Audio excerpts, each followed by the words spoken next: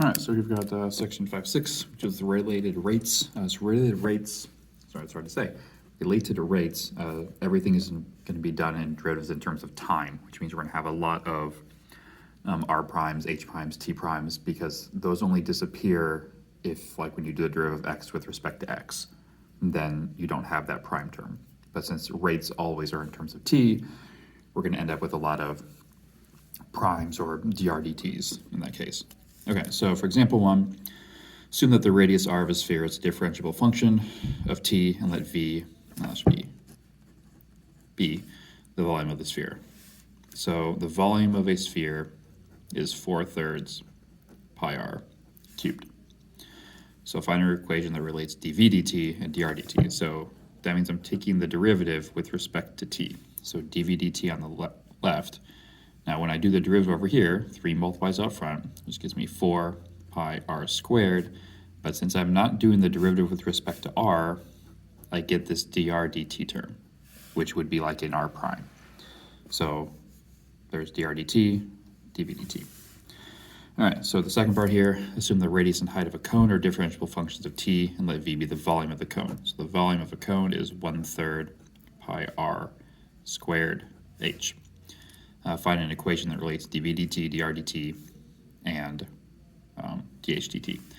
So once again, dv dt. Now the problem over here is r and h are both variables, which means I'm going to have a product rule kick in.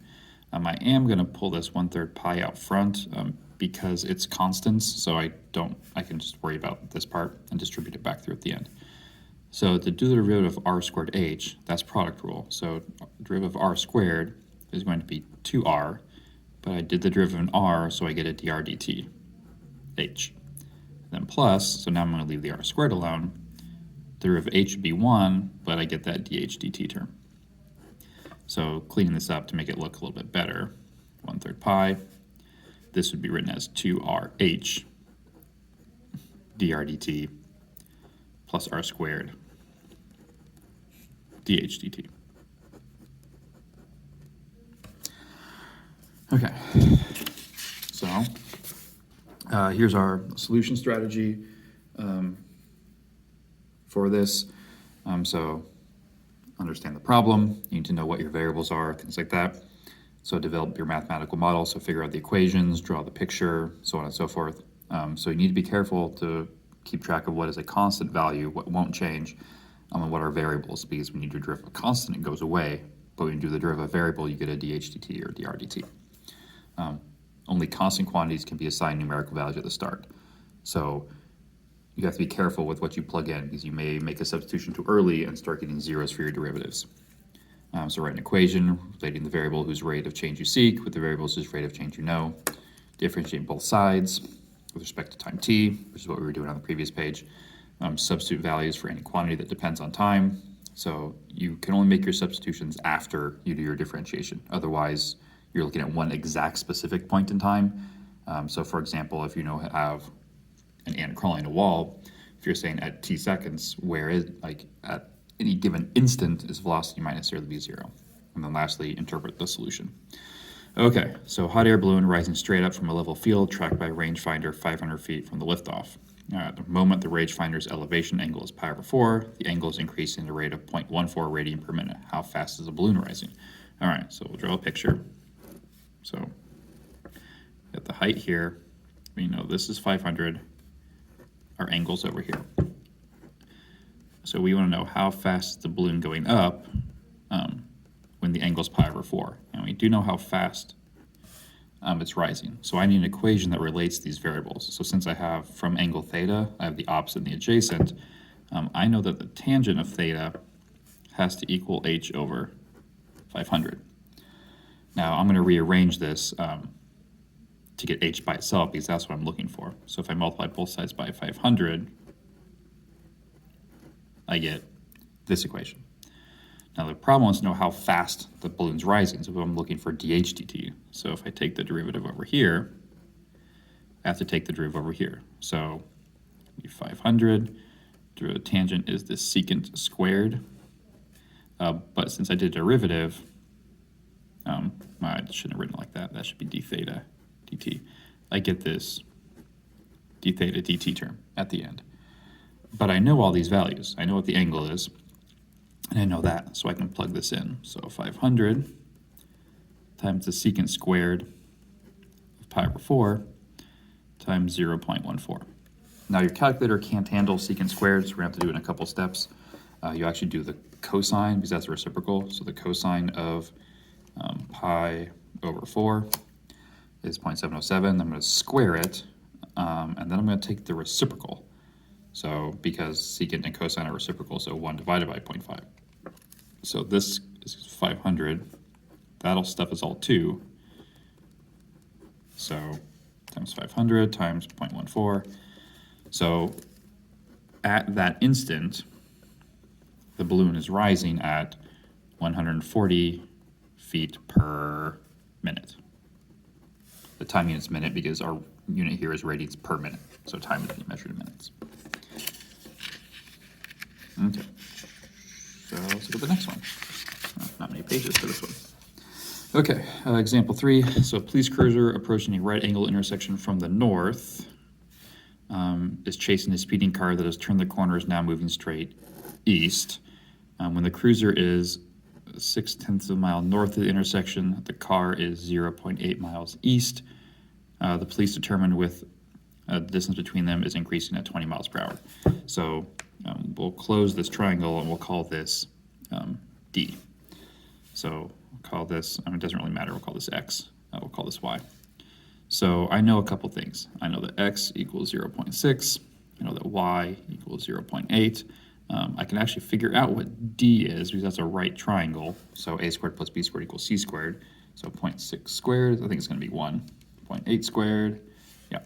So the cars are 1 mile apart, straight line distance. I actually know how fast the police car is driving, 60 miles per hour at the instant of measurement. So dx dt is going to be 60. I am looking for dy dt, that's my unknown. So how fast the chase car is going. But I do know dz dt. Dz dt is 20 miles per hour. So I need to figure out an equation, and actually it's the Pythagorean equation that we already used. So we can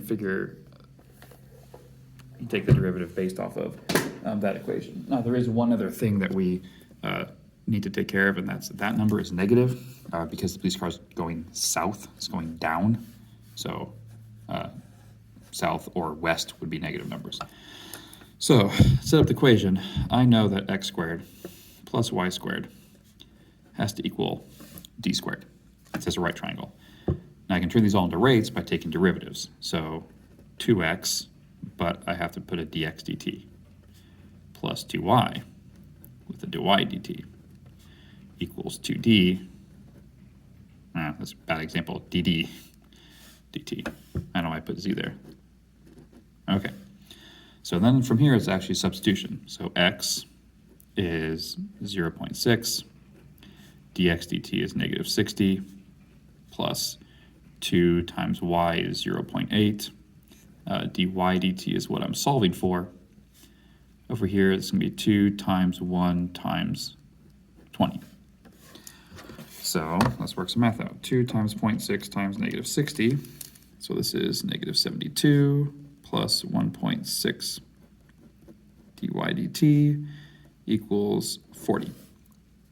So bring the 72 across. 1.6 dy dt is equal to positive 112. 40 plus 72. And then divide by the 1.6. So dy dt, that car that's being chased is going 70 miles per hour. Okay, last one here. Water runs into a conical tank at a rate of 9 cubic feet per minute. The tank stands point down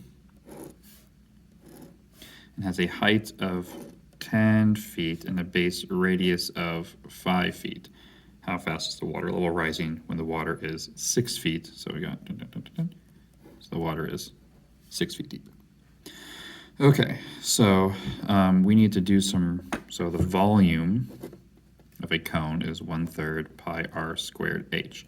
The problem is we have too many unknowns. I have r and h, so I need to solve to get rid of one of them. Now, the thing is, I want to leave h's because I don't know how fast the water's level rising. So I need to solve something for r. So the trick here is I know the total height of the cone and I know the radius of the cone. If you notice, the radius is half the height, so r is the same thing as h over 2. If you want to set up a proportion, it'd be 10 over 5 equals h over r, and then multiply both sides. Actually, we're going to get r by itself. So we do cross products, we'd have 10r equals 5h, so r equals, there's your h over 2. So I can rewrite the volume equation, 1/3 pi r h over 2 squared times the height, which simplifies to, so this can be 1/12, because this becomes a 4 on the bottom, pi h cubed. So then I would do my derivative. So dv dt is equal to 1/4, the 3 multiplies out front, pi h squared, and then dh dt. So now I just need to fill in values. So from the problem, I actually know what dv dt is. It's 9 cubic feet per minute. I know h is 10. I know r is 5. No, sorry. This h isn't going to be 10. That's going to be 6. These are constant values, so they're not going to get plugged in here. So when the height is 6, so I actually don't need that radius measurement. The only reason they gave me the 10 and the 5 is so that I can build this proportion. So 9 is equal to 1/4 pi 6 squared dh dt. So we can work out all that. That's all arithmetic. So 1/4 times pi times 6 squared is 28.27. So 9 divided by 28.27. So 0.32 feet. So when the water level is 6 feet in, I'm filling the tank. It is rising at a rate of 0.32, whoops, off the bottom, feet per minute. Had to find my right time unit from the problem. But that brings us to the end of the section.